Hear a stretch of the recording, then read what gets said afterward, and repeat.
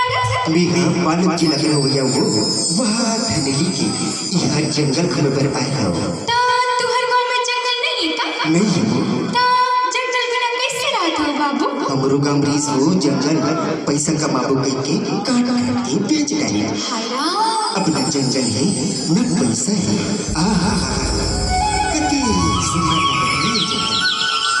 अब तो रतिया हुआ थी बाबू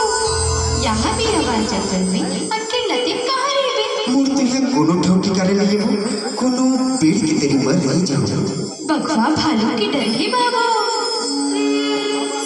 ऐसे करबे हमर गांव के कुटुल में रह जाबे का हां सब चीज कुटिया जन सकला थी